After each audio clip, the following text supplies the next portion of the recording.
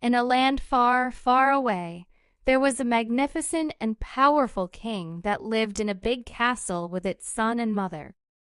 The prince was very smart, polite, and well-dressed. But the king of our story was sad.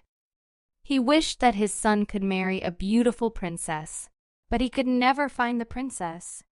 Of course, in the kingdom of the king there lived very beautiful and well-dressed girls who all claimed to be princesses.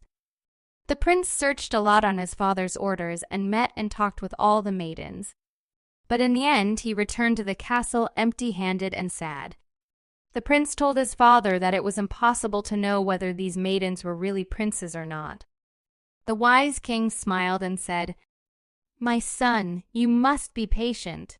You will understand when the time comes." The prince smiled and returned to his room. That night the rain came with a big storm. The thunder began to blow with a great noise, and the rain began to pour with a sound like the hooves of thousands of horses charging into the battlefield. Suddenly there was a sound at the castle door. Someone was behind the castle door. The king put on his cloak and opened the door. Behind the door was a young lady who was standing wet and cold. The young girl said, "I am a real princess. I need dry clothes and a place to sleep. Can I stay in your castle for tonight?" The king allowed and invited them inside the castle. The king told the queen mother that the maiden said she was a real princess. The queen mother said nothing, and he thought to herself, "We will soon find out if she is a real princess or not." Then he gave the girl a clean and dry dress and said to her, "Wear this dress and I will prepare your bedroom." The queen mother began to prepare the bedchamber, but in a very strange way. First, he removed the quilt, sheets, and mattress from the bed. Then she put a pea seat on the bed, and after that she put 20 layers of mats on the peas and placed a quilt between the mats. After that, he threw the sheets and quilt on the bed and told the princess that your bed is ready. The height of the bed, with its 20 mattresses and quilts, was so high that the princess had to climb a ladder to get on it and sleep. The prince went to the top of the bed. She pulled the quilt over herself. She blew out the candle and slept.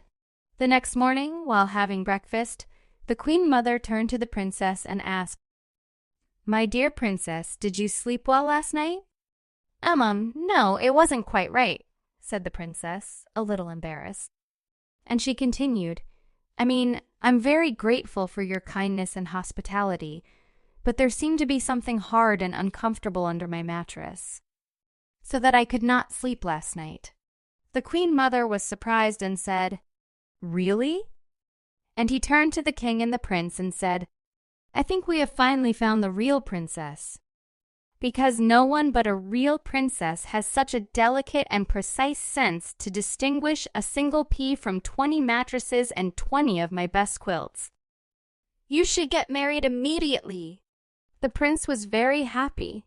He turned to the princess and said, "Dear princess, will you do me this great honor and marry me?" The princess was very embarrassed and blushed. He waited a few moments for the morsel in his mouth to go down his throat. Then he said, "I have a condition." The prince said, "I accept whatever it is." The princess smiled and said to the prince, "Do you promise me that from now on every pea that enters the castle will be for eating and not for sleeping?" The prince blushed with embarrassment and looked at her and said with a smile, "Of course, I promise.